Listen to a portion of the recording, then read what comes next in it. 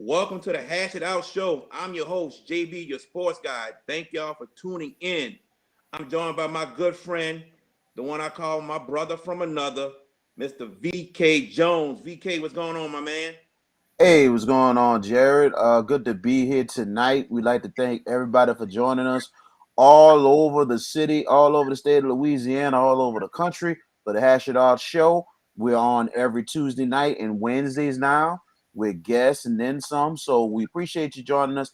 And also a big shout out to all our great people out there in Westgate, Louisiana tonight for this special edition show. So, Jared, we look like we have a special guest tonight. Who we have? Oh, we got a very, very special guest. Ladies and gentlemen, this guy here has won multiple Coach of the Year awards for the football season last year. He is the head coach of the defending Class 4A state champions. Everyone, I present to you Coach Ryan Antoine. Coach, how are you doing? Thank you for being here. Thank you guys for having me. Just always glad to, be a part and, for guys to, try to give Westgate some love and just always willing to support anybody that's, that's trying to give our student athletes any type of light. So thank you guys for having us on. Definitely, Coach. Definitely, No problem, Coach. Coach. Coach, I want to start off with this right quick. Why did you want to become a head coach? The biggest thing was ended up getting injured while playing at Louisiana Tech.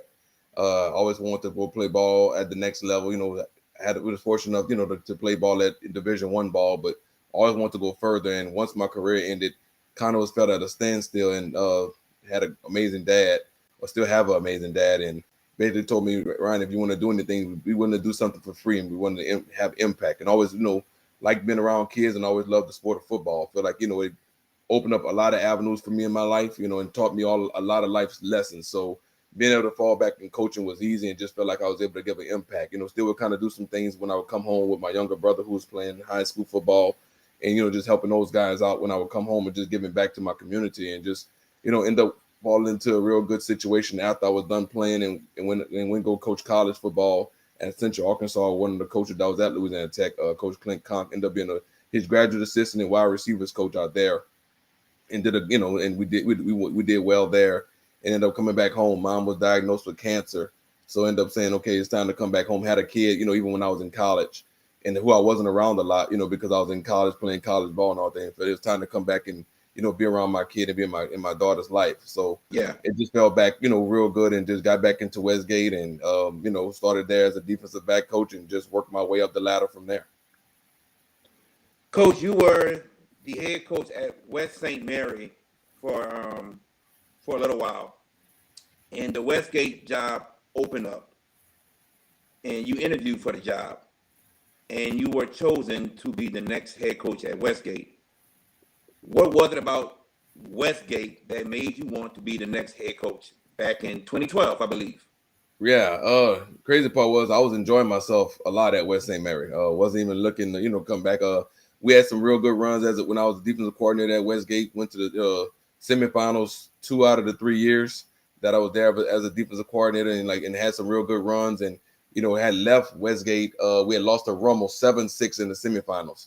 It was a real good game. I played at Cajun Field and felt like, okay, I need to, if I'm gonna have any chance to try to do this thing as a head coach, here's my shot. And end up, the coach that was there at Westgate, Coach Fine, he was still there. So West St. Mary had popped open and just want to try to, have a chance at doing it. Never was a head coach before, but I felt like, I was ready for it. And so went to West St. Mary for the first year. We did okay, but I knew they had a lot of talent and with some real good kids that I wanted to learn, some young kids. Ended up coaching guys like Gerald Hawkins, who's, played 6-7 years in the NFL. Kid John Trey Tillman, who was committed to Stanford, ended up signing with University of Houston. Dejon Stewart, that same year, signed with SMU. And like I said, just had some real won 8-9 games that second year there. And then Westgate popped up, and I was not looking to leave West St. Mary at all. And then, but it started getting intriguing. Some of the former coaches, would call and say, okay, Ryan, look, this is how you have an opportunity to come back home once again, still be around my daughter. My daughter's about to enter high school at that point in time. So I want to kind of be around her a little bit more. West St. Mary was a little bit further, but I was also a leg director, so I had to go to a lot of other games and do a lot of other different things. So I just want to make sure I was around, for that. So end up, having the opportunity to do that, and also, want to be it was also intriguing to being the first head black coach, also in Iberia Parish at that time. So, that was also, a big deal for me as well. I just want to come back and, come home and, try to put Westgate back on the map. Definitely. Once you became the head coach, you got to put in your own philosophies into the program, the football program. How were you able to change the culture at Westgate? Oh, it took a while, man. Like I said, that first year we went 3-7. The next year we went 6-4. Had a real good team. Lost to Neville in the quarterfinals.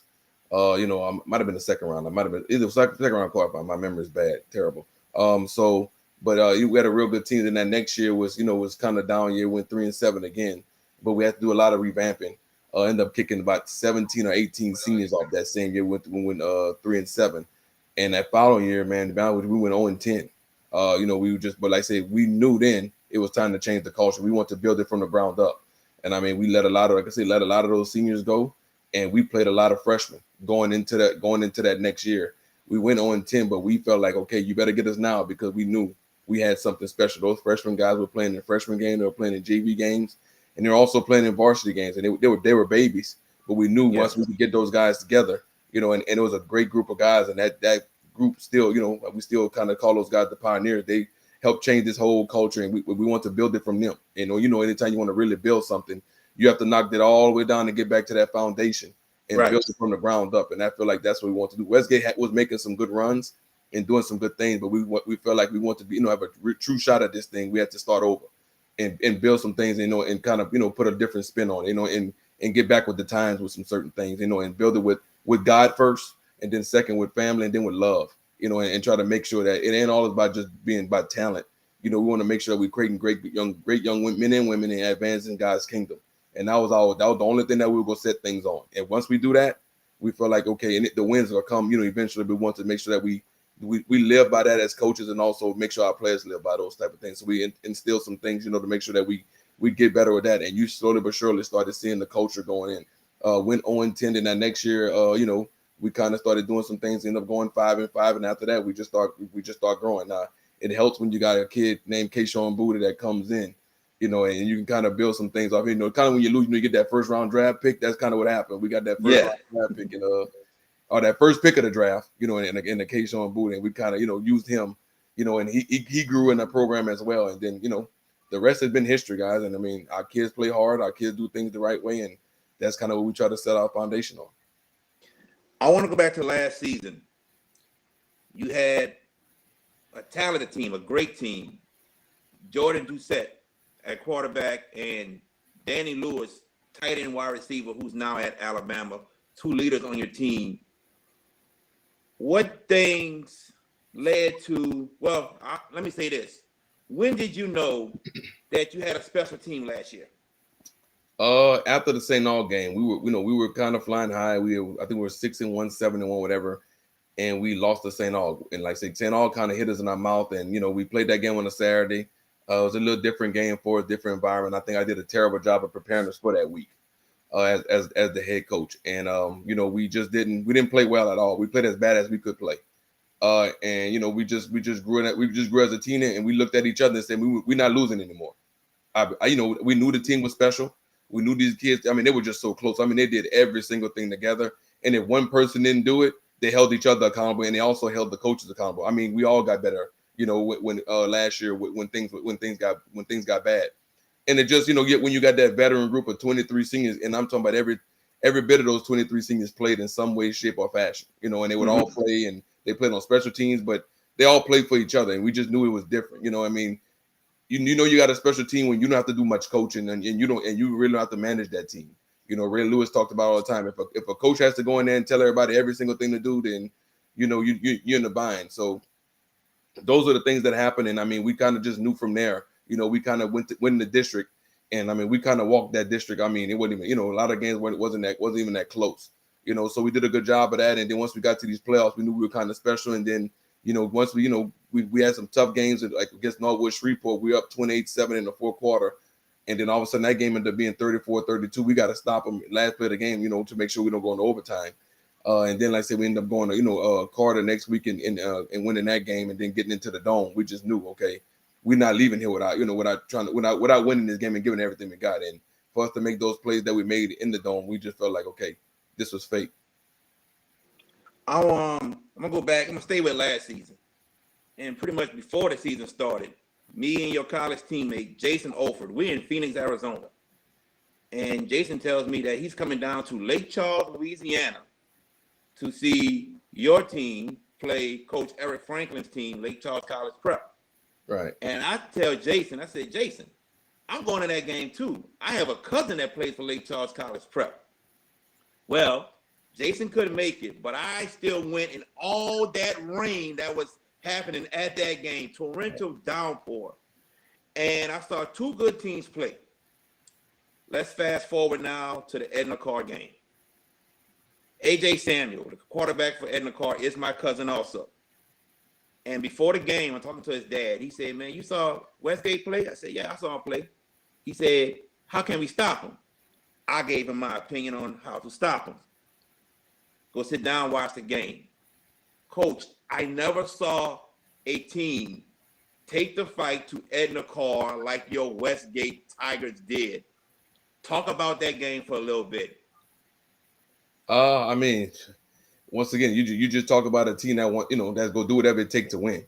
You hear the name Carr, and and I mean, I know Coach Bryce Brown and those guys real well, and I mean, you got to show me another coach that does a better job than him and his staff. And to be able to sustain, what they do. I mean, being a high school coach, people don't really understand how hard it is to win a high school football game, and how hard it is to win a high school football game with a target on your back. And to do what those guys have been doing for the last almost decade, basically, and to be as dominant as they are, is incredible, to be honest with you. So to be able to go out there and make those plays, and our kids just go out there and play, and that's all we want our kids to go out there and do. Just go out there and have fun with each other and spend that time with each other and realize that you never know when your last play will be. And so our kids went out there and just gave it everything they got, and we let the rest be history. And so that's what happened with that. Coach, I'm showing this play right here. When you got the sack on A.J. Samuel and it was a fumble, and you guys recovered, and that sealed your fate to the state championship, what was going through your mind at this moment? I mean, you just happy for the kids. I mean, if you look back there, you see the community. I mean, our community deals with a lot.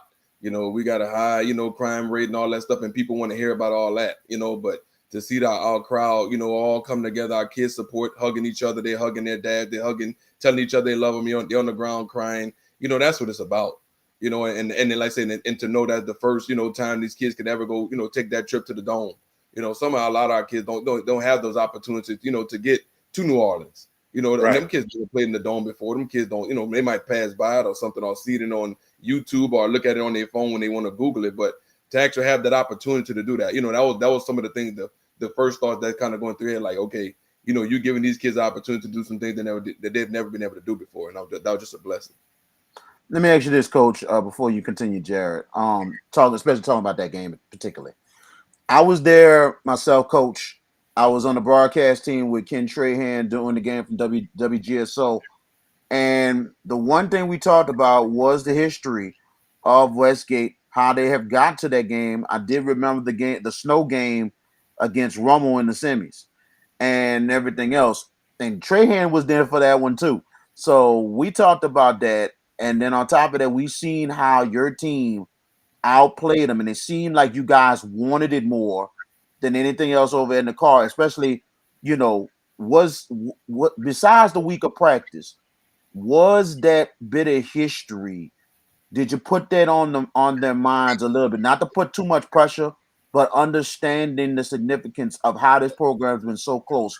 But this is a time that you can break the doors down, break everything down, break the walls down, especially in an ultimate time like that, and especially breaking a 10-year streak for Edna Carr, because it was over 10 years since Edna Carr lost a home playoff game. Yeah, I mean, by the way, we didn't know anything about that. I mean, the biggest thing that our kids were talking about was just opportunity. Like the window was closing on them being able to play football with each other. All those kids grew up playing ball with each other. Growing up, they all played on those same select Pee Wee teams, and they played in middle school together, and they might have broke off a little bit in middle school, and they all had an opportunity to get back together. And if you look at the little Pee Wee pictures of those kids, they all were together. So they knew their time was run down. So they're like, man, we're gonna do whatever it takes. And I mean, just the energy was different. I mean, we got the music blasting at practice, but I mean, you see kids, I'm talking about, I mean, we're in full blown, we're hitting each other. I'm talking, this is on Thursdays, everything. I mean, these kids are trying to do whatever it takes. You just seeing kids do extra reps, go in that weight room after practice. It's just different, and you kind of knew the things that were going on, and like, okay, these kids are, pretty special, and these kids are doing it, doing whatever it takes. But we just knew, okay, oh, you got this week, and anything could happen against Carr, but don't go out there with no pressure, because like I said, we wasn't picked to win that game. So just go out there and go play as much as, as hard as you can. And then let whatever happen. We didn't get into the whole mystique of, them people, a Carr not winning the game. I mean, not losing the game. To be honest, we didn't know that. I didn't find that out until after the game. Just we want our kids to go play football. That's what we do, and we just go out there and just give it everything we got. Coach, I take it to the state championship game now. A tough Warren Easton team, a tough battle that you won 14-13. I want to go back to this fourth down play. A timeout was called by Warren Easton, I believe, or you guys, one of the two, I don't remember. Yeah, they called it. They called it, okay. 4th and 3, they don't have a kicker. What's your mindset? And tell me about how did you feel once you got to stop? We kind of knew from the jump, that they were gonna go for it. Kind of looking at some of the things that they were doing. We kind of knew. Was kind of going back a little bit even on that. Like we knew that when we stopped them on the 1 yard, when they got to the 1 yard line, our defense never huddled up.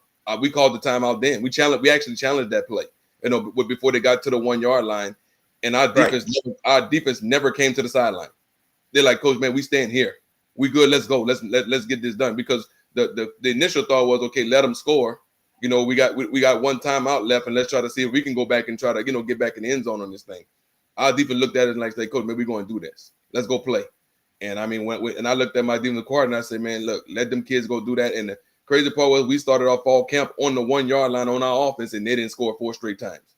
And we called those same plays. I mean, so you talk about, coaching the situation and being in those situations, it actually happened. So when they got to that 4th down play, the crazy part was we called that play out on the sideline. I looked at 2 of my coaches, Coach Kendrick Porter and Coach Tyron Walker, like, we got them. Because they only lined up in that formation and only ran one play out of that formation out of 8 games. So, and our kids were ready. Our kids were ready for it. So when they ran that play, if you could go back and look at the end zone shot, we actually moved some guys around and actually set up for that play. So when we stopped them, once again, it just preparation meets coaching and like I said, an opportunity. And so once we got to that situation, we were like, okay, we made that stop, and then after that, man, I mean, there was just a lot of emotions going on, and just more than anything, just happy for those kids and know those kids have an opportunity to be legends. And that was the biggest thing. Winning the first, state championship in the public school in Iberia Parish. That was big. VK, I pass it on to you, my brother. Man, Coach, I'm gonna ask you this. Looking at that ball game, my words after the call game when y'all got it done, got Westgate to the dome. We knew how good Warren Easton is, but I said, do not underestimate this Westgate team. They did not come down to Edna Carr to New Orleans for nothing. They're coming to the dome for one mission, to get it done. And you got it done. How it is that you are right now the king of New Iberia Parish, especially at Westgate High School. So, man, hey. Like I said, it's a lot of pressure, but the biggest thing, like I tell our kids, the biggest person that you have to hunt more than anybody is yourself. Because the second you getting lackadaisical, the second that you getting, you're getting tired or whatever, somebody else is coming for your spot. I mean, but there's been other good schools in Iberia Parish, like Cali High made a couple runs, a few years back with Coach Indest. He did a good job with those guys. They went to the dome twice, won it once, so you've always had some good talent and some good coaching around here. Just our kids got to understand that, when you have this window, you have to take advantage of it, and this senior class here has a chance to leave a mark as well, so it's just getting to the point, like, last year has happened. It's time to focus on this year now and get our kids ready for for this playoff run. Now you're coming up to the playoffs coming up this year. Comparing to last year to this year, you were in a tough district, and I don't know if y'all was still in four. I think y'all was still in 4A, I believe, but in a different district. Do you think the district you're in is one of the toughest districts in the state of Louisiana? 100%, if not the toughest. I mean, you got the Cadillac League in New Orleans, and you got ours. You got a tough district around in Baton Rouge with East Ascension, those guys. You got a tough district with Destrehan, those guys. But every team in our district this year has made the playoffs. The top 4 teams in our district all are in the top 10 in their power rankings with us, STM, Turlins, and LCA. Matter of fact, 2 of them, LCA and Turlins, both are 1 and 2 season in their division as well. I mean, so we love our district because we know our district prepares us for for the playoffs. We feel like we don't see those type of quality teams, maybe to the quarters or further. And we feel like that's what's got us, gets us over the hump. I mean, with the type of coaching talent and type of style of play that we got to see in our district, we definitely feel like we have one of the top districts, if not the top district in the state. Now, this year had some experience return, and they had a good bit of scenes last year. With the gameplay this year, the district and everything else, and now going into the playoffs, do you think your team is very, very dangerous going into this postseason and a chance to defend your state championship? Yeah, we're very dangerous. The biggest thing is, we an injury bug hit us, real early in the season. We was out a lot of guys early, and now we're healthy. That's the big thing. We got our 5-star player, Derek Williams, basically number 1 safety in the country. He hadn't played since week 4. The first time he played was, he played, I think maybe we played about 4 or 5 snaps last week in week 10 just for senior night, just to kind of get him going. But he's ready. He's back 100% healthy, and we could have played him in district, but we were like, well, don't risk him. If back in the day, they would give you points for district and you get that whole PowerPoint and all those things for district honors. We could have tried to put him in there to get some placement. We kind of knew we were going to sit in that top 10 no matter what, and felt like we liked our spot, before. And so instead of going in there and risk him, and we would have those guys for the playoffs. I mean, at one point in time, against LCA, against Turlins, and against STM on defense, we played 7 sophomores and 3 freshmen. But those guys got a lot of playing time, and so we feel we're very dangerous because we've been getting a lot of young kids, a lot of playing time, and our offensive guys are kind of starting to hit their stride as well. With the sophomore quarterback that we got in Coach Antoine, who we feel will be another big-time player for us. He's starting to play real well with a sophomore running back, Tobias Garden. He has over 17 touchdowns for us right now on the year. So we feel like, we're kind of hitting our stride, and, I feel like we're going to be dangerous. Anybody that plays us, we have a shot against. I know JB is probably going to ask you a little more about your upcoming game this week. But I'm gonna ask you this. I know you said one of your former players is Keyshawn Butte, and he finally stepped up against LSU with LSU on Saturday against Alabama. I know this year it's been kind of up and down for him, and lots been going on with him. What kind of advice you would have for him going forward? Because I know it's been kind of tough for him. I know he's trying to shake his way out of it to stay on top of things. The biggest thing is just be a great teammate, and leave things better than you found it. And that's kind of the thing that we talk about. Keyshawn came off of, 2 ankle surgeries, and then had a birth of his child and everything. But he talked about it. Well, just getting back to the speed of playing in the SEC. You're not about to just jump out your bed and get back in there and go play SEC football. I don't care who you are. And so now that's what he's starting to do. He's starting to get, he's starting to get his feet back under, but he's also getting triple teamed as well. And with that being happening, he's allowing, the guys like Malik Neighbors and the tight end and the running back and also the quarterback that, all those more eyes are on Keyshawn. So that opens things for those guys to win those one-on-ones and to do things. And also he's, if you've ever paid attention, like he's done a great job of stepping up as a leader. He's getting more vocal and he's understanding this role. And I think that's really helped with the, the success that they're starting to have now, at LSU. I think, they're doing a great job with the coaching staff, but Keyshawn is getting more vocal and becoming that guy, of being that true leader and stepping up. And I think, great things are happening for him. Them beating Bama is big, but I think, going further, I think they still have a great shot at, possibly even getting in the playoffs. So do you think Keyshawn has a chance at the next level in the NFL? Oh yeah, he's a first rounder. No, I mean, not even close. The stuff that LSU seeing, dude, he's still the stuff that we saw every day was not even close. That kid's special. That kid can do it all, and he has elite speed, but he's also the ultimate competitor. Keyshawn is not losing at anything, so he's a first rounder. There's not a better receiver in the country better than him. I don't care what nobody say, and whatever team get him, he go be lights out because he's a rare talent. He's a generational talent. I appreciate you saying that about him and everything, and it seems like he's starting to get together. It was kind of critical because he's a very good player. It was kind of critical in the beginning of the season, especially after the Florida State game. But regardless of the fact, it seems like he's starting to get it together. So I really wanted to kind of ask you that since you mentioned that he used to play for you at Westgate. So it's something I just wanted. I appreciate you shedding the light to this whole thing, and it seems like Keyshawn's got great potential if he keeps going. Yeah, he's special, man. And he's starting, he's starting to get back in shape. And once again, you coming off of those injuries, and you get thrown back in that. You still think you're yourself. And anybody who ever played, play ball at a high level, knowing that you always want to come back and still think, you're back at that top notch. And I feel like now he's starting to get back there. He made some big plays against Bama, but those other guys are starting to step up too. So going further now, they have tons of weapons, running games doing well. Every good team that every championship team always has a tight end, that they can go to and do a good job with. And that, like saying, with the other receivers that they're starting to have, and they have a real good defense.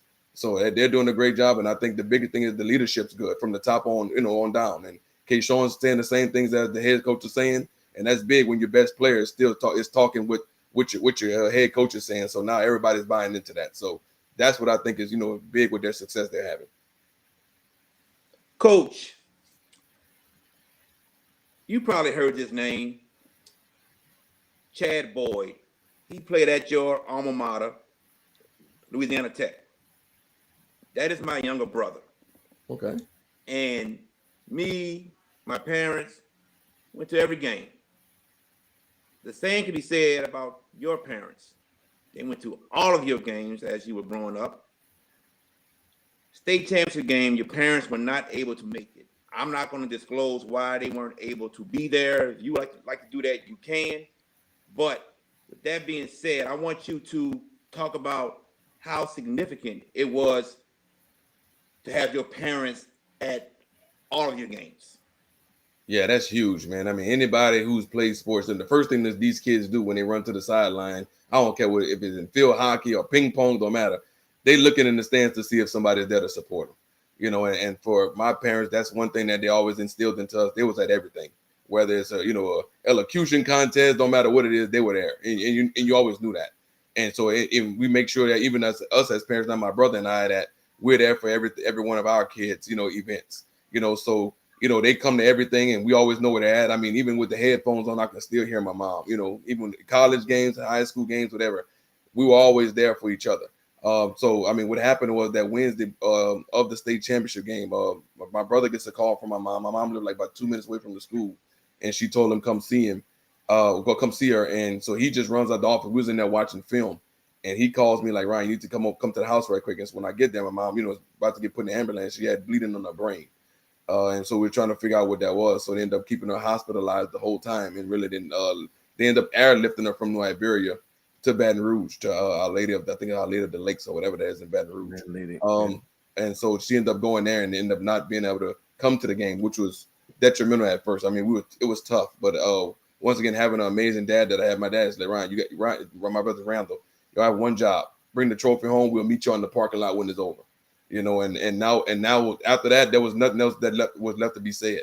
And for us to win the game the way we won it, we knew, okay, man, this is all God, to be honest with you. I mean, and all praise and all glory, because it was tough, because even while you're coaching again, you still got a little brother there too, and you know that you got a little brother, so he's kind of shook too. But you got to get out of coach mode and go be little brother, be big brother mode in the same aspect as well. Yes. So that was tough, still trying to console him. And then also our offensive line coach Edwin Pierre, he was dealing with a liver issue.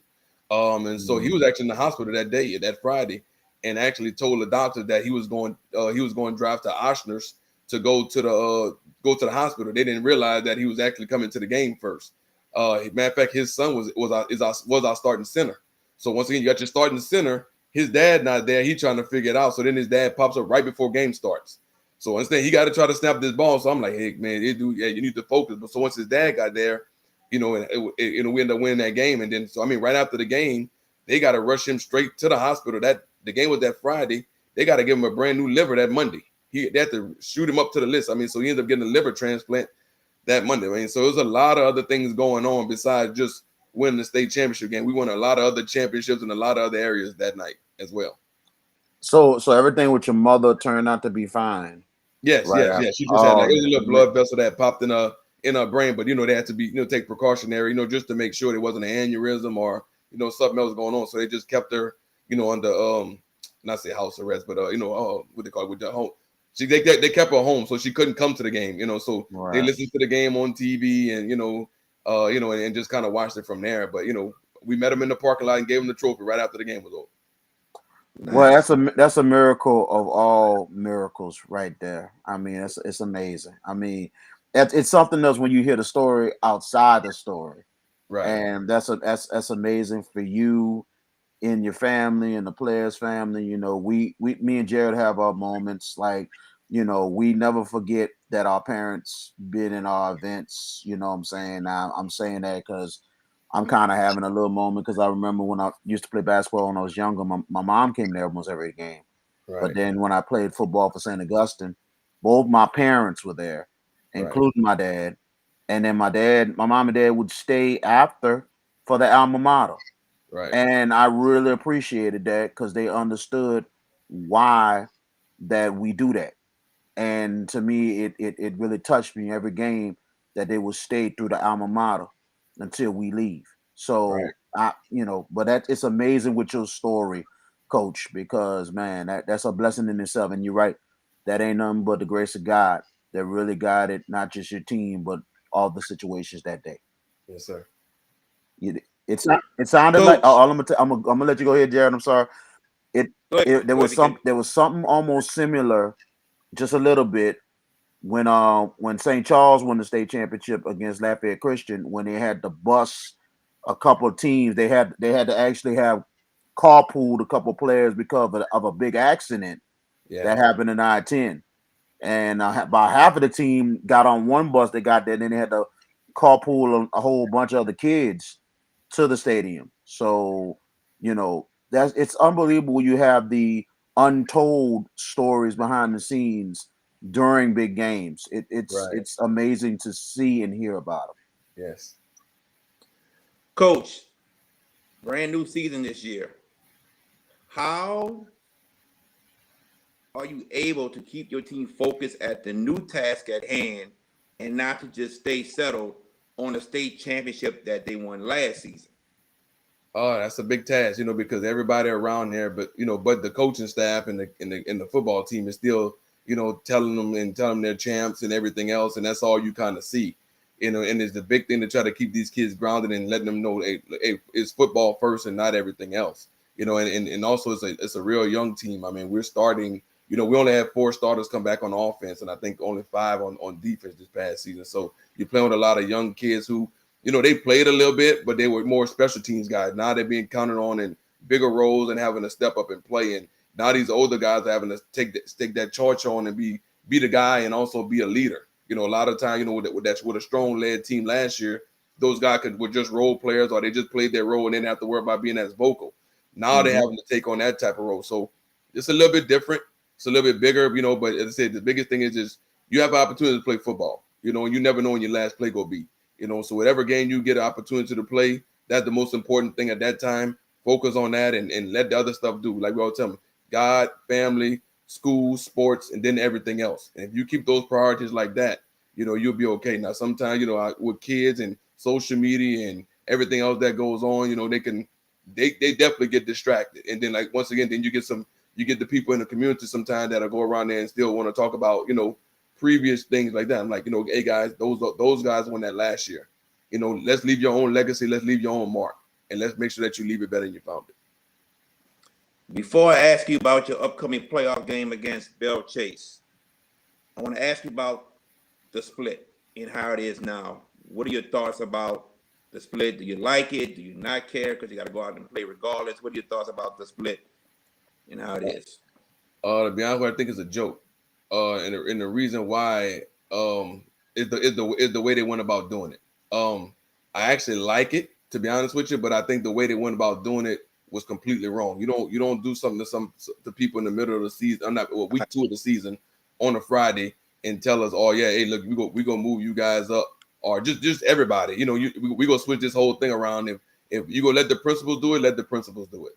You don't go around here and try to, force feed something or whatever, because as a coach and talk to many coaches, if we could have switched our whole schedule up a whole different way, to try to make sure we get the PowerPoints we needed, try to make sure that we play, maybe tougher opponents, or maybe even kind of, like maybe play lesser opponents to make sure we're ready for, for this type of run.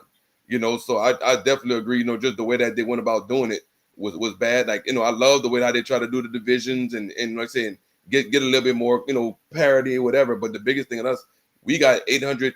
The number that they had on our guys are wrong. I mean, they got like 930 something. We got about almost 850 kids, and you got Dutchtown that's sitting there with, I think, 2,600. So it's almost 1,700 kids between our school and the top school, because we're the smallest school in the that they moved into the division. So now you could fit. I think that you could fit a whole nother 5A school within that. So I think I like what they're kind of trying to do, but just fix the numbers. And you fix the numbers and you kind of get it a little closer, but. Definitely, but if you go do that, let the principal decide how we go do this thing and try to get it right.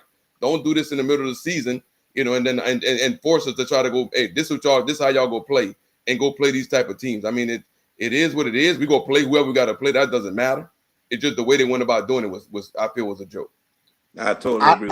I totally agree, Coach. And also looking at the opponent you're playing in the same situation as y'all. Definitely. Because they don't have as many numbers and maybe a little bit less than y'all in enrollment.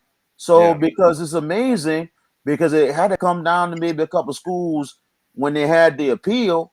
Now, some of the schools that was supposed to go through the appeal, Bell Chase would be probably in Division 2, but it didn't come through. So they stick them right there in Division 1. So it's they did, and we agree, Coach, and they went at it wrong, absolutely. It's crazy because our softball and our baseball teams in Division 2, but we in Division 1.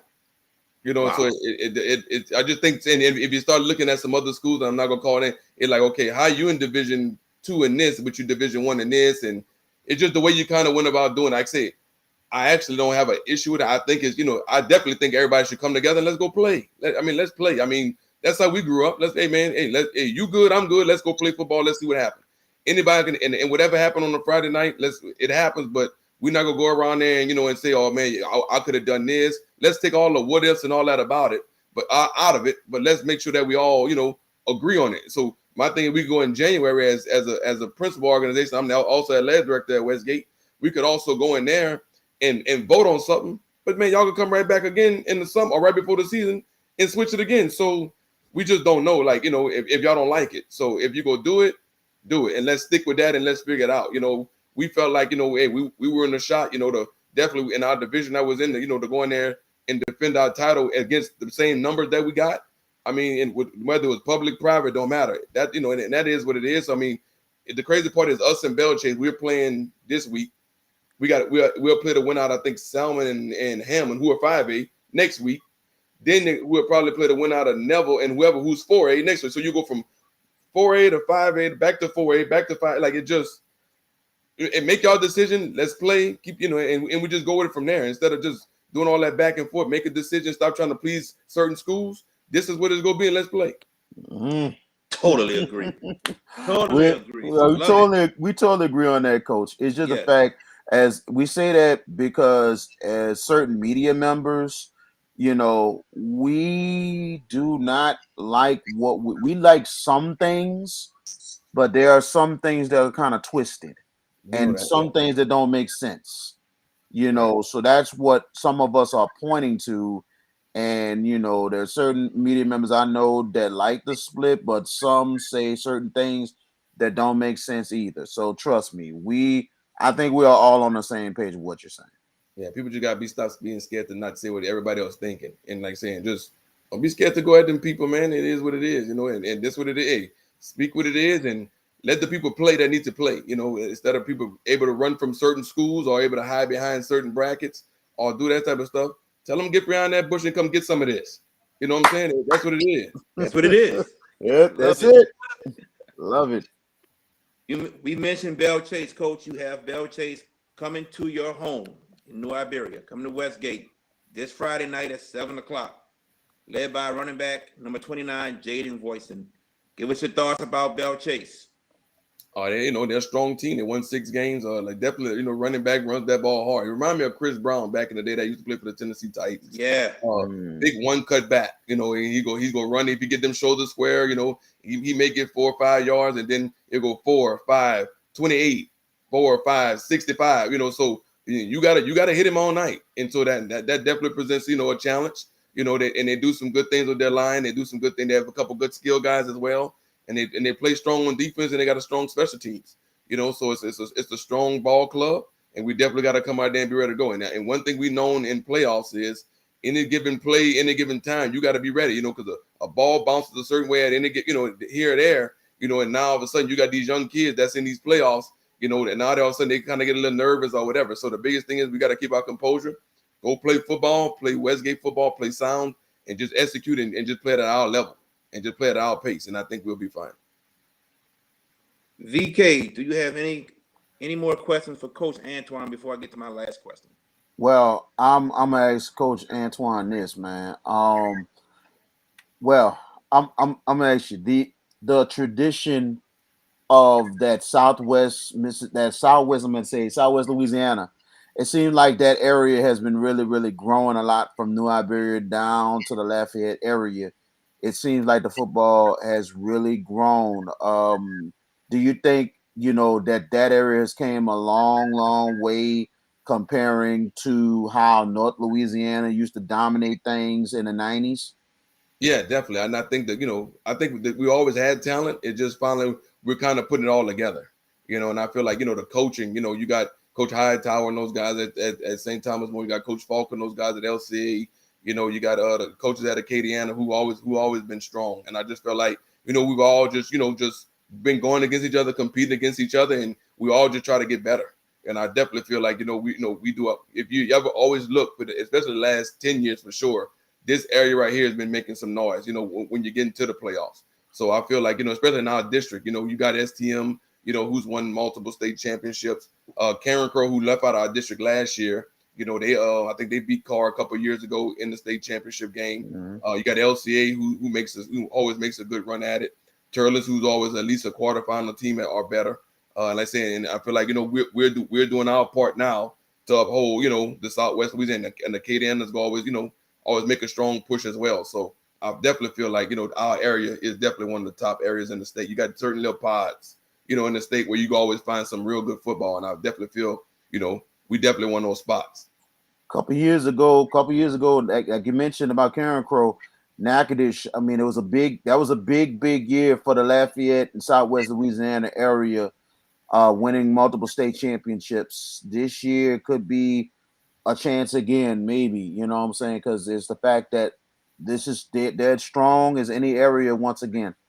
Definitely. I definitely feel. And I think the biggest thing is the coaching strong, and we're a tight knit group, and we challenge each other, and like I say, we also talk to each other a lot. I mean, I talk to Coach Falk pretty much every day. He's like a brother to me, and I mean, we go in there and we battle and have a lot of good games against each other. But at the end of the day, we're also making sure that we're on the same recruiting trips with our kids, making sure our kids are getting looked at, make sure our kids are getting signed, and just giving the kids the exposure. You always see a lot of kids, especially from this area now. That's when they leave from this area, go and play Division I, Power 5 college ball, and playing and also doing well. So I feel like that's a testament to the area, but also a testament to the coaching in this area.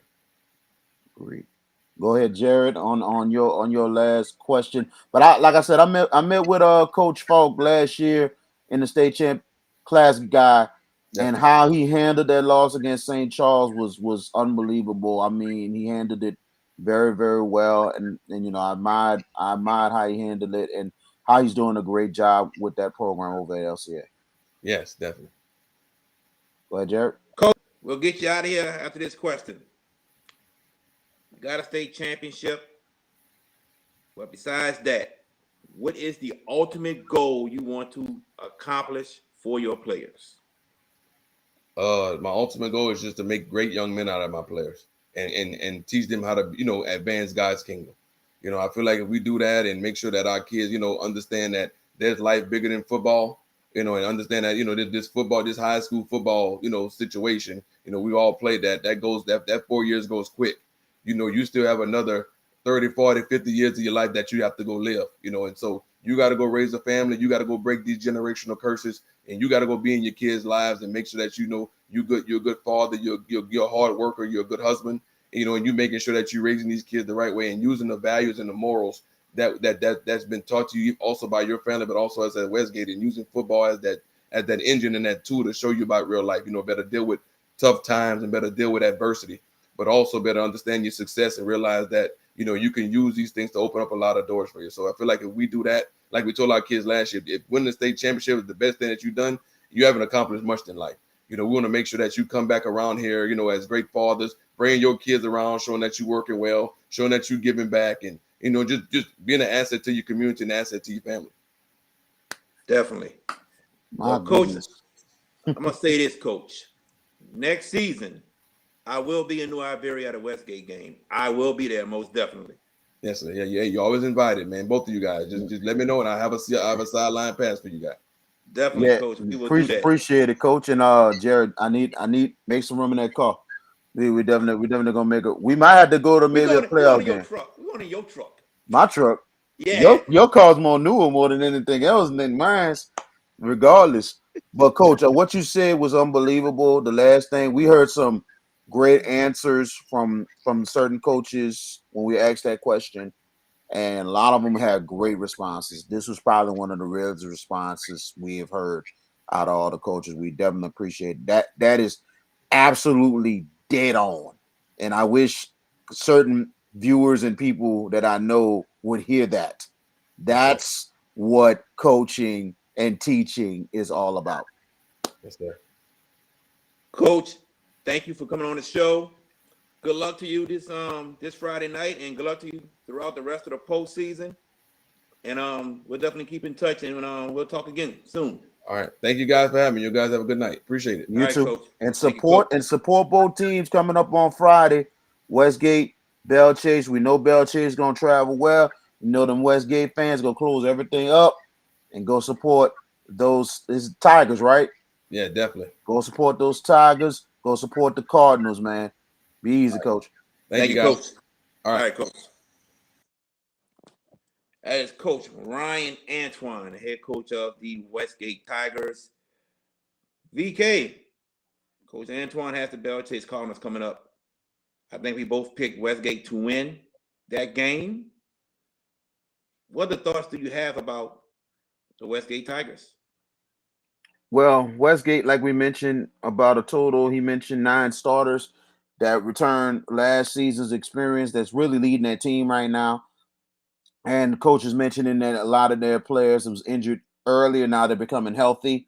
So that really helps them a lot. And the younger players getting a lot of time during the season, playing in a tough district is going to make them a dangerous team. Westgate, who knows? Like I mentioned on Sunday, they could do some damage in that bracket in itself in Division One. So it's going to be interesting to see. It's going to be interesting with that running back, you know, and David Kinsey pointed it out, like Arian Foster. That's a good point, Dave. Definitely, you're going to have to wrap him up. I mean, Westgate's going to have to wrap him up, not just hit him, wrap him up. They're going to have to take 2, 3, 4 guys to get him down. Just Volson is that good of a back. So if they do that and they force them to pass, it will be Westgate all day long, but we will see. It could be tight because they'll chase it. They run that ball well, and they're going to keep Westgate off that field. And if it's a field goal game, Bell Chase might have a shot, but Westgate's definitely the favorite. Definitely you gotta hit voice, and you gotta game tackle them, wrap up and game tackle them. You do that. To me, I think it's a no-brainer that Westgate gets the victory. And I do believe Westgate is a dangerous team. I didn't know about the injuries. And here we are Me from either, the till coach. you mentioned it. Yeah, And that's not surprising. It's not right. surprising. It's not. But man, now they're healthy. They're healthy. Oh yeah, this is And, a dangerous team. and you look at teams, and we see it every year, and I see it every year. A team that's young, and there is when a team comes off a championship or a young team, there's always going to be growing pains early or injuries. But once they get to the 5th to the 6th game, that second half starts, that district starts. It's a new season. Once they get it down pat, the routines, then players get healthy, then they start winning. That's the scary part. When they start winning, uh-oh, you just don't know. You don't want to run into a hot team. That's a dangerous team when they get hot. Just like last year when they lost to St. Aug. That was a major wake-up call, and Westgate just took off from there. Exactly what Coach said. But he knew that team was special after the St. Aug loss. Daily Kinsey, if Westgate takes more than a 10-point lead, it's over. Belichick has them pass the game and off. That's correct, and that's That's why I'm correct. saying That's his correct, game David. tackle voicing, hold them down. Yeah, definitely they can make it happen. Um, Back to Coach Ryan Antoine. He's been there since 2012. He's going into his 11th season. It hasn't been all cookies and cakes for him. It's been a tough road, and I admire the administration for having patience with him to build this program, because it could have been after 3, 4, 5 years they're not happy and could have cut ties with him, but they stuck with him, and now they are seeing they're seeing the progress that he's making with that program. They're seeing the fruits of their labor, and Yes. the fruits of his labor more than anything else. To me, and I'm gonna say this right now, and I don't care what anybody say. The Westgate faithful, the fans, the administration are the most grateful folks I have seen maybe in years. The most grateful fan base, the most grateful administration. We see a lot of these folks. Some of the administration has been grateful. I give a lot of credit to St. Augustine's administration behind Nick Foster right now. I give them a lot of props, assuring that they're behind him.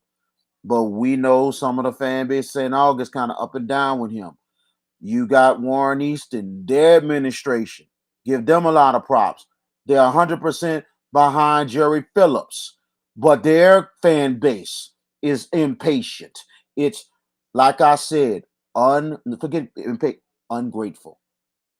Ungrateful. You have to be grateful for the moments you have. You have to be grateful because you've never been there. You have to be grateful. If you're not grateful, then what else? Then what else you gonna accomplish? If you're not grateful for anything, you're never gonna be happy. You're never gonna be happy in life. You might as well be miserable and just, you know, I'm just saying, you don't want to be miserable. Misery loves company. Misery loves company. And that's what it is. All these fan bases need to stop being ungrateful and embrace the moments that they have. It was I felt so bad for Jerry Phillips last year in the dome because of the fact, and I just knew he was gonna take a visceral of hell after that game. But it's just the fact that, and I said it before on our Facebook Live years ago about Warren Easton. Look at the 90s, look at Orleans Parish. You barely make the playoffs, you barely make a second round game. It has changed over the years. I created controversy Sunday with Kennedy. Here's the thing, and I know they ain't playing no. Yeah, you can say they didn't play, but they play who they played in front of them. This is not the same Kennedy team for one reason only. You had good Kennedy teams in the past, but they struggled in the district and still win, but they struggled. They're dominating. That's a difference. That's a huge difference. Domination. That's what they do. Yeah, you're right. You're right. You're absolutely right, David Kinsey. You hit it on the mark. Now, Shaw definitely is going to be grateful because look at the blessing they have really come upon. Hank Tierney turning around the program that quick. I thought it was going to take time, but look at this in 1 year. First time district champions in 14 years. A big time congratulations to them. Big time. But at the same time, they had to go through hard times to get there. And you really sometimes have to be grateful for your moments, especially what they accomplished. But I'm talking about that. No, I know Shaw people gonna be grateful, but I'm talking about the people like the St. Aug fans and the Easton fans and now the McDonald 35 faithful a little bit, losing a little patience with Frank Daggs. I don't like it either. I don't like it. It's to me, you need to be patient. You need to not just be patient, you need to be grateful for certain moments that happens. Because with 35, let me tell you something right now.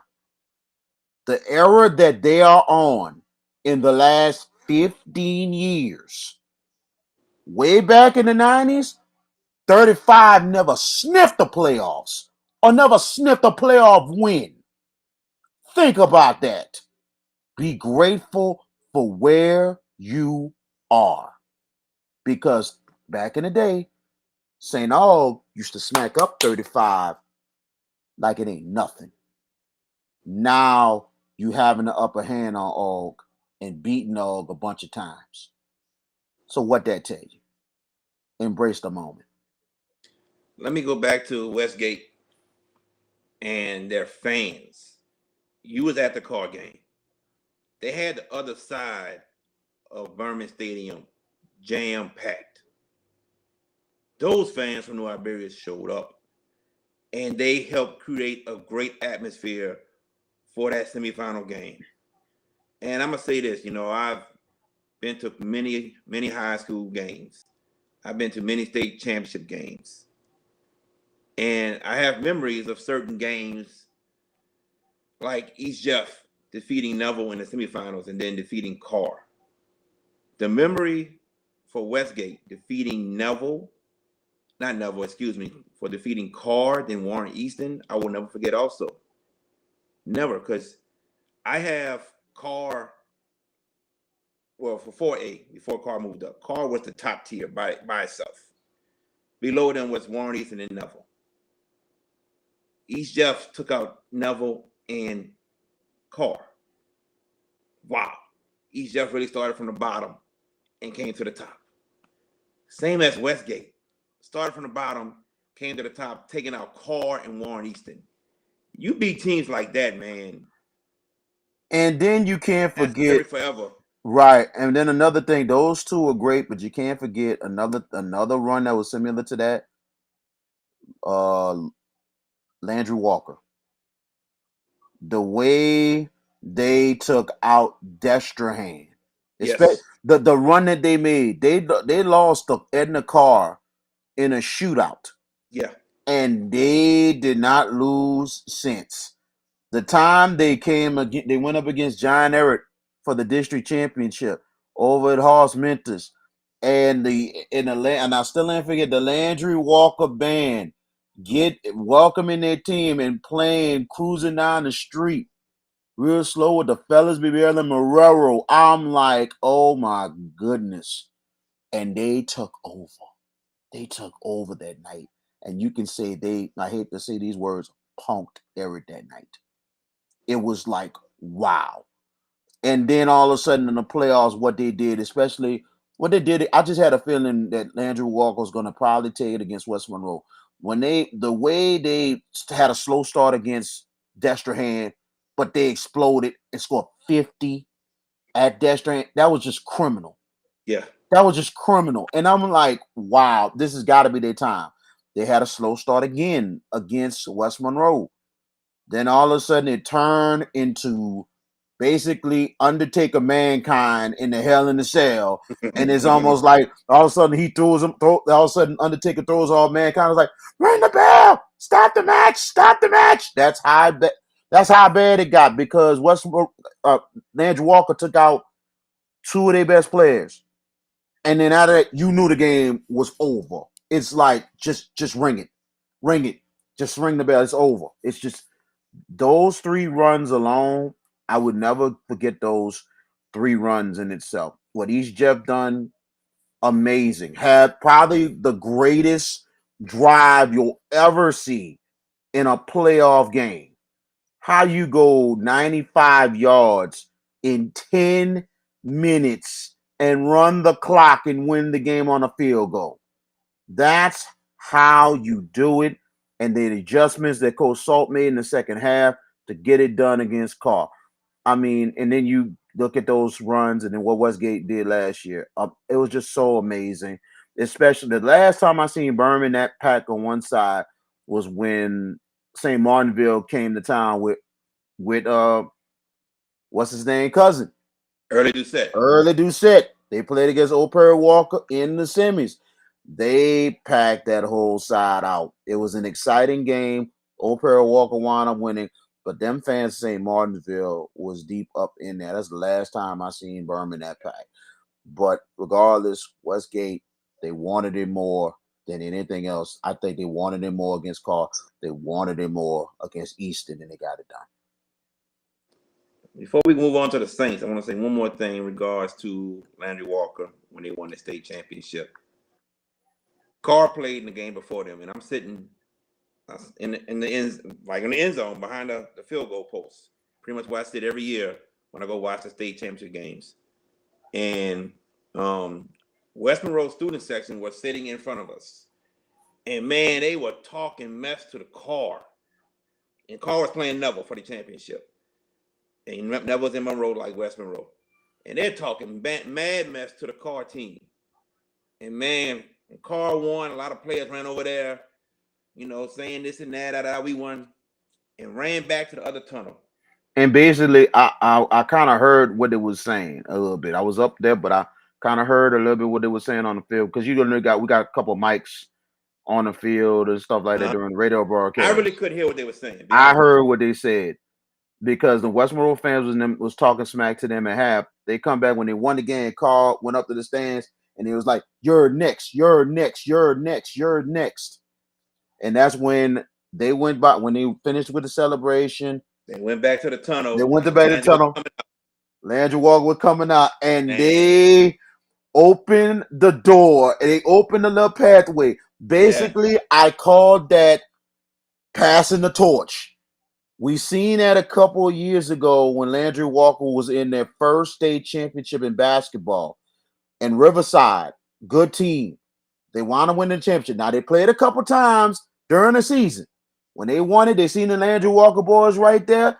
They went over there, dapped them off, and said, "Go get it. Go get it. Go get it." It was basically love and support for one another and said, Algiers. "Go win this championship." This time, it was Algiers, and it was an Algiers thing, Algiers versus Monroe. And they said, "Hey, bro, I know we enemies for 4 quarters. Tonight, we family. Family. Come on, get some. Come and get some." And that was awesome. I love that moment. That to me, I've done a lot of state championships. I covered a lot.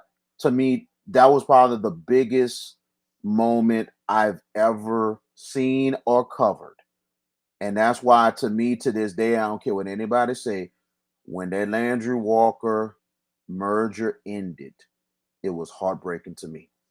Very, very heartbreaking to me because of the progress of what that school done overall. Yeah. And then all of a sudden goes to waste because certain alumni got greedy and wanted that own name back. I'm not knocking what Landry and the history of it is, but it's hurting enough when you're destroying a new generation's legacy. You want to leave something for your children and your children's children. And that right there is heartbreaking. That's heartbreaking to any family or anybody. David Kinsey, that's the run I will never forget, to be honest with you. Yes. Because, me and my brother Chad Boyd, my dad is from Booty.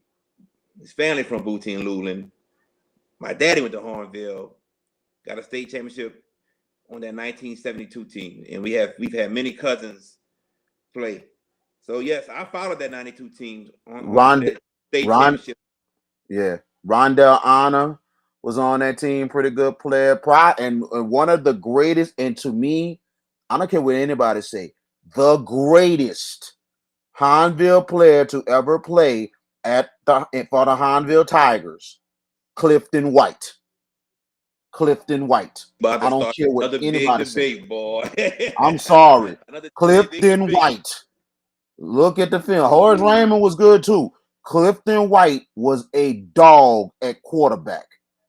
He was a dog. It's crazy because most people that I've talked to, older people, they say this guy right here, Horace Raymond. They say him. You say Clifton White, and then the younger guys now, they say Puka.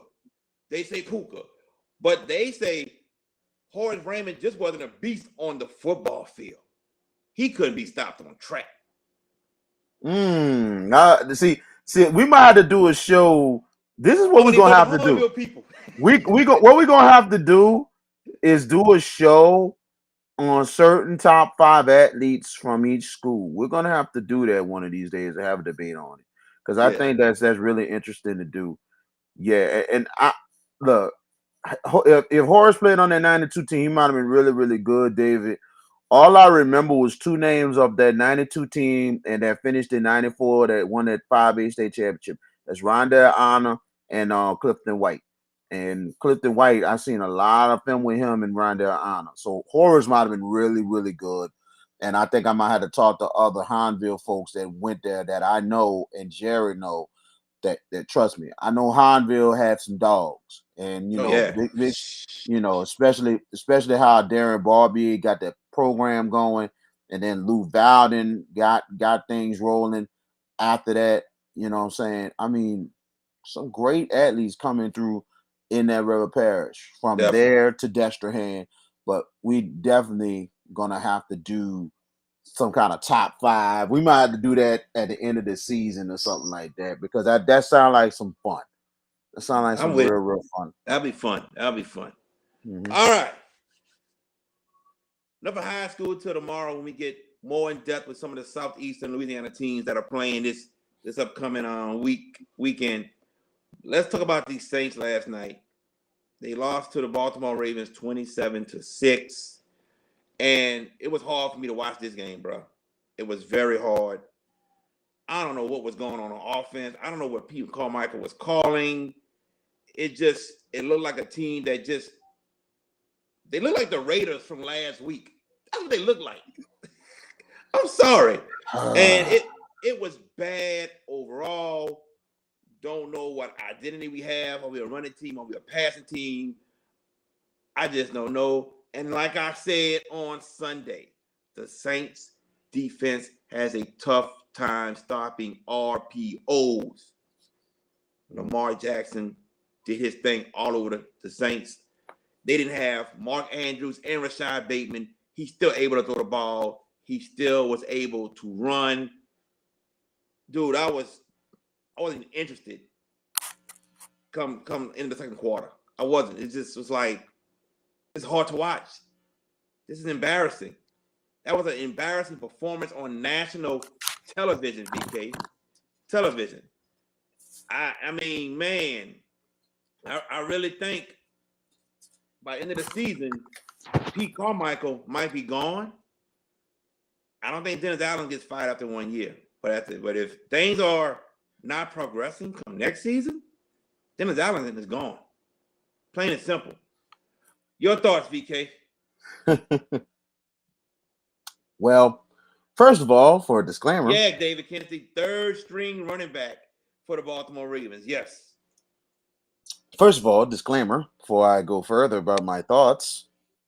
My thoughts of the Saints is not associated with the Hash It Out show or for the interest of everybody. For the written consent of the Hash It Out show is prohibited. Now, first of all, like I said on Sunday, Baltimore Ravens, get that deal together now. Get that deal together now. Sign Lamar Jackson now. Do it. I don't care what's in the way. I don't care what's going on with the managers and all that. I'm calling you out. Sign Lamar Jackson now. He has earned that money. Give it to him. Now, besides that, the New Orleans Saints, I'm going to say it once and I'm going to say it again. Since a couple weeks ago, I was talking that talk. Last week they looked good. Okay. All right. Good. Now we're back to doom and gloom. I'm going to say it. And I hate to say it. They're still in the race for the division. That sucky division we call the NFC South. And great job to the Buccaneers in that sucky game that got the job done and now tied for the division. Atlanta Falcons couldn't take care of business. Shameful. Very shameful. But I'm gonna say, like I said a couple weeks ago, it's time to blow it up. It doesn't matter if the Saints win the division. Dennis Allen need to be gone. T. Carmichael need to be gone. It's time to draft a quarterback. It's time to draft maybe another secondary person, an offensive lineman. I know we ain't gonna have too many picks because we gave most of it away to Philadelphia. Thank you very much, Mickey Loomis, who needs to go as well. He needs to be gone. I'm like this. Gail Benson, do us a big favor. Clean it up, blow it up, and let's start all over again. I don't care if the rebuild is going to be longer than 5-6 years. I don't care. Blow it up, start all over again, because this don't look good. Less and less fans are going to come to the games. They're gonna pack it out the next game, but nothing don't get better. They will not be there for the last home game. They're not. The fans ain't gonna like it. They got. Let me tell you something. There are Saints fans that will support it through and through. Good point, David. Good point. The Jets did it in 2 years. Look at it. Look where they're at right now. The New York Jets, and I hate to say it, they're playing better football, and they are competing right now in the AFC East. And I'm gonna tell you one thing: the Buffalo Bills better hope. You better hope that their quarterback, and who's their quarterback, Jared? Josh Allen. Josh Allen. He better hope he stay healthy. If he don't be healthy, that's a wrap for the Bills for their Super Bowl run. So plain and simple, the Jets, they're doing well. So plain and simple right now, Gail Benson, think about this. Evaluate everything. I know you want to make sure if the season's finished. I get it. But when the season's over, Dennis Allen, Pete Carmichael, Mickey Loomis, go draft a quarterback, try to draft some offensive linemen, make some deals, and let's start all over again. It's getting horrible and it's ridiculous. I don't like where this direction is going with this team. It's time to blow it up. You saying blow it up? I'm not going there yet because this team is really a championship-made team. This team is made to make a run of the championship. No, with the players it's not. they have. With the No, players it's not. Yes, it is. No, it's not. A dominant defense that's No, it's been not. dominant for years. No, it's not. You got talented players on offense at the wide receiver position. You got one of the better running backs in the league. How is it not? It is. But hold on, wait. Go ahead. Go ahead. Go ahead. I'm gonna respect him. Go ahead. Okay. But the question mark is quarterback. That's number one. Quarterback is the question mark. We all know that. But also, it's the coaching of Dennis Allen as a head coach. And Dennis Allen, to me, is not a good head coach. He's a great coordinator. I think this team... Now we're on the same page. When we had Sean Payton, the team took the mentality of Sean Payton. Okay? Took his mentality. I think this team has taken the mentality of freaking Dennis Allen. Dennis Allen doesn't crack a whip when he needs to. Sean Payton cracked the whip. What's his name that was running back for the Saints with Reggie Bush and Pierre Thomas? Mike Hill, Mike something, Mike Bell. Mike Bell. Super Bowl. Mike Bell runs a play and slips, runs off to the sideline. Coach Payton goes, "Where are your cleats?" He didn't have cleats on. He didn't put Mike Bell back in the game at all. Mark Ingram fumbling the ball. He took him out the rest of the game many times, more than one occasion. Sean Payton was not afraid to crack that whip. I even saw Sean Payton tell Drew Brees, "Do your job." I don't see nothing from Dennis Allen. Walk around just doing this. Doesn't say nothing. You ain't got to yell at other grown men, but at least tell them something. You don't say nothing. Like he's a nervous tick. He's a freaking nervous tick. You know, and my thing is, I think you do, and it's not just quarterback. Let me tell you something. It's multiple problems. All right. Yeah, you got the best running back in the league, but at the same time, you have an offensive line that's inconsistent as hell. That injury to that tackle screwed everything up. Ramczyk is your only good offensive lineman. I agree. Cesar Ruiz can't freaking catch a coat. None of these linemen can block. That's why both quarterbacks getting hit up. A wide receiver core keeps getting hurt. Michael Thomas can't get healthy to save his freaking life. And I kept on saying, if Michael Thomas gets somewhere somehow healthy, deal him. Because we don't know if we're going to get him as a good player or going to stay on the same page. They should have traded him some way, somehow. Yeah, And then all of a big sudden, hit to the salary cap. It's a big hit on the salary cap. exactly. And then on top of that, defensively, we are underachieving. The linebacker core is okay. Front seven's okay. Secondary has just been a disappointment. I told y'all. Like Y'all bringing Tyron here like Tyron has done great things in the league. Tyron has really done. he has not done too much at all. I agree. And that's why I said that's why you do what you can to keep CJ Gardner. I'm sorry. You keep him, he helps Tyron. They both come in and make plays. And then Lattimore underachieving as usual. I told you, some timing corner. I told you that.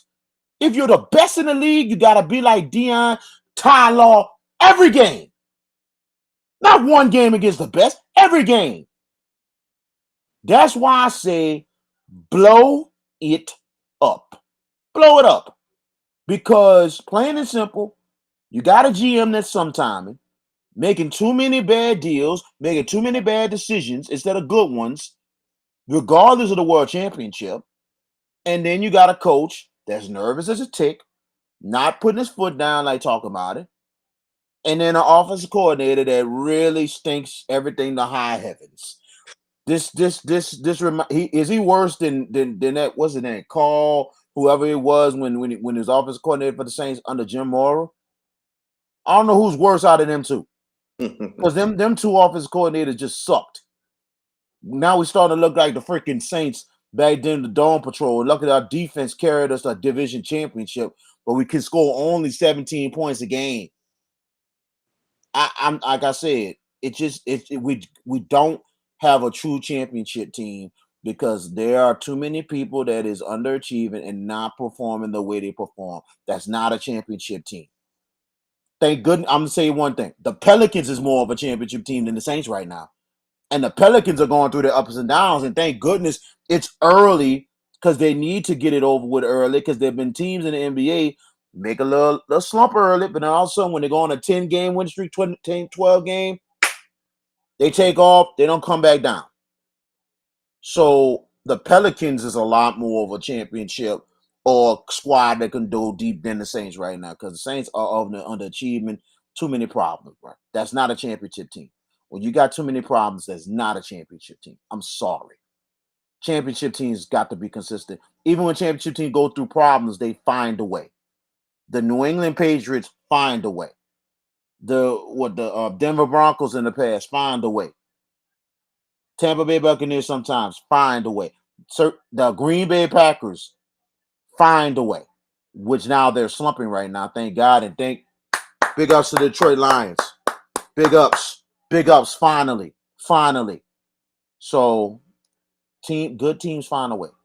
But right now, the Saints is not a good team. They are not finding a way. Too many inconsistencies. That's just what it is. Aaron Rodgers next year, maybe. Hell no. Let's see what they could do. Hell no.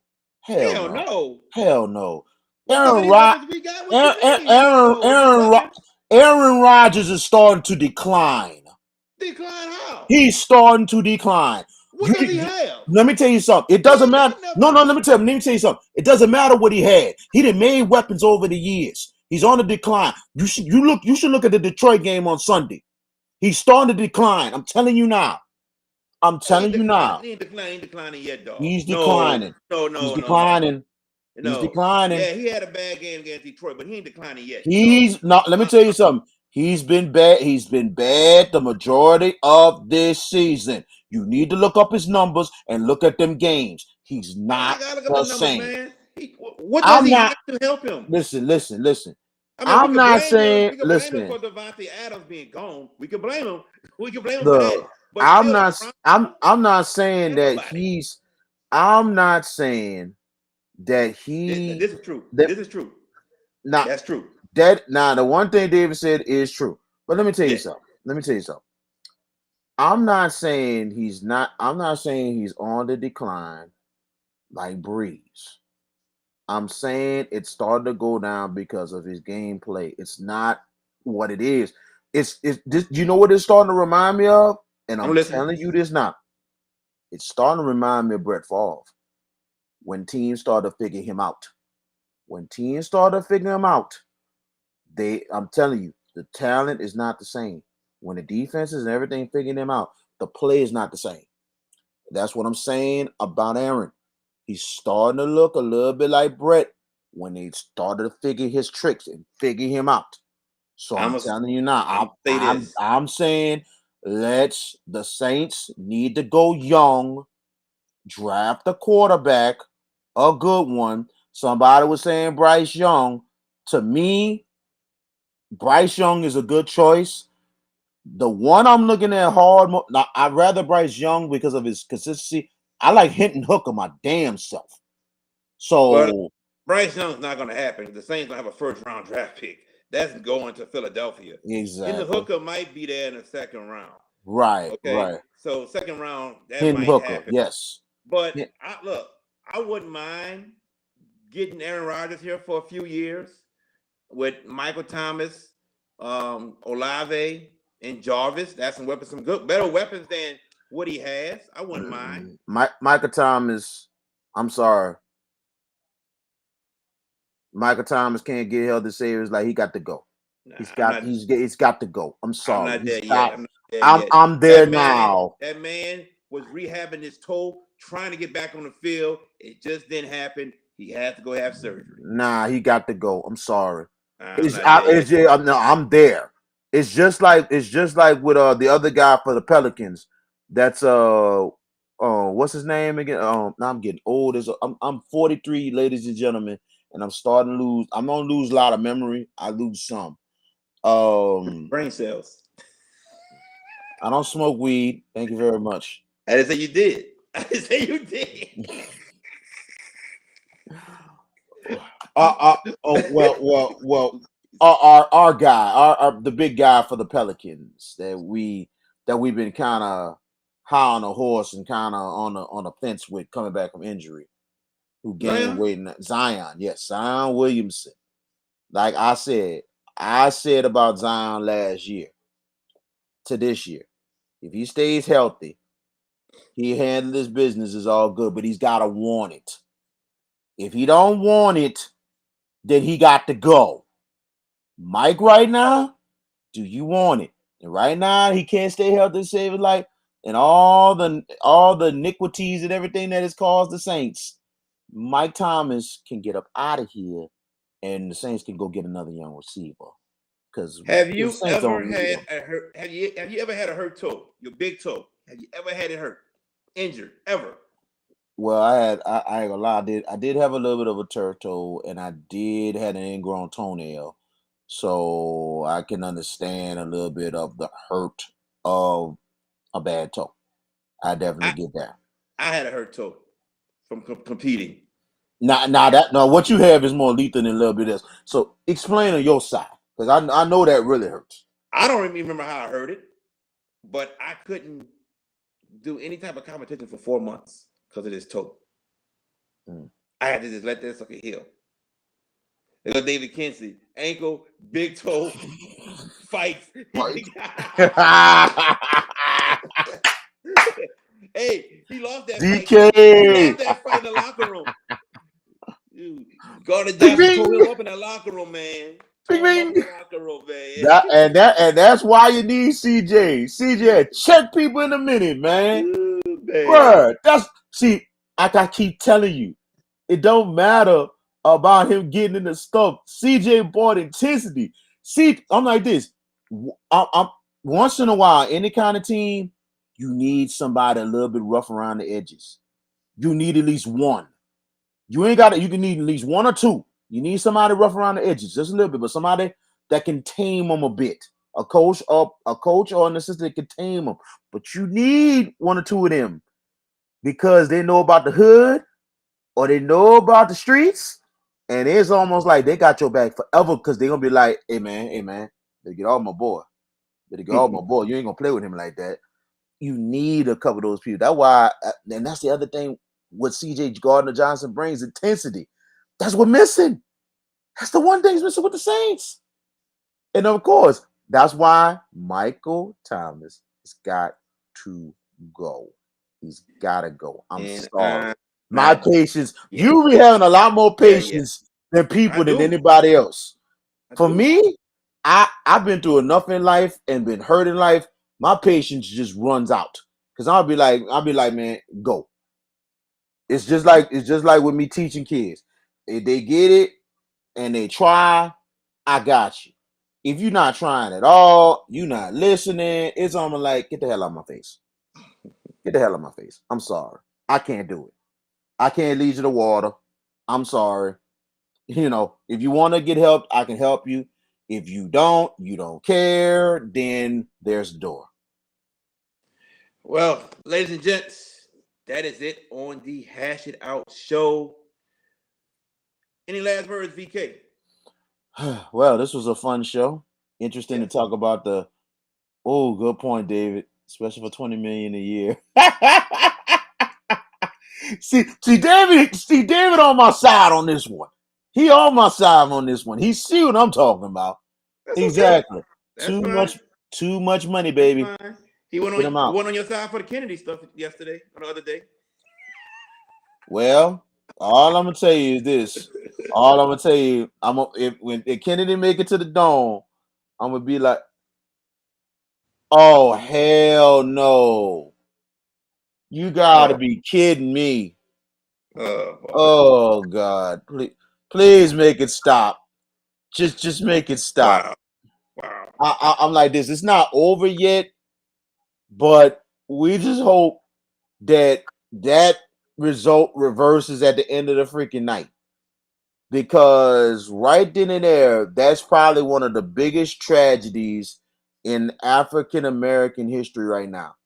That's a serious, serious tragedy if that holds on. And I think that person himself, we're not a political show, and I can't stand politics. If Herschel Walker to me one of the most disappointing figures in the African American community. Really disappointed. He has a great, unique story about himself. Great, unique story for him to be a great athlete and everything else. What he had to go through, but at the same time, he is really disappointing his own family, and he is really disappointing the whole black community. It's ridiculous, and I hope this don't reign true at the end of the night. This is not over yet. I think everything closes at midnight. I think the polls are closed, but the counts they keep going until midnight till everything is together. So I hope that does not happen because I would feel bad as an African American if that holds on, and not just that as a citizen in the state of Georgia, because that right there just it'll hurt the high heavens because it already hurts because I used to love some work Herschel Walker. I used to love some with Herschel Walker back in the day. I really did. But when everything changed on his end, being a Trump supporter, being this, I was like, what in the hell happened to you? What in the hell happened to you, dog? I don't understand. 72 of the votes here. We're just hoping the rest of the votes would change and Warnock wins re-election because he kind of changed things over there because of the WNBA. So man, it's oh Yes, indeed. Well, man. We hate to end the show on a damper, but still a good one tonight. We just hope tomorrow that that's reversed. That's all I gotta say. All I know is if John F. Kennedy makes the Superdome, I will have that Roman Reigns music waiting, and I'm gonna be at night. Acknowledge me. Oh boy. Be waiting on that. If I'm wrong, I'm wrong. But I enjoyed the show tonight. Ryan Antoine was unbelievable. He was great. It was good to have him on the show. So tomorrow, I guess we'll be back on with a regular show. I guess we'll cover more of the high school local matchups tomorrow. Tomorrow. And I guess we'll give our reason why about yes. Kennedy a little more. Yes. We're gonna go in depth to some of the Southeast and Louisiana games that's happening this weekend, this Friday night. We're getting more in depth about that a little bit more tomorrow. And other than that, we'll be back. We'll be back next week. Might be back Sunday again. Giving our predictions on the second round. Right. We'll see. Might be back on Sunday. But be back with us here tomorrow at 8:00. That's my man VK Jones. I'm JB. We'll see you tomorrow. Take it easy.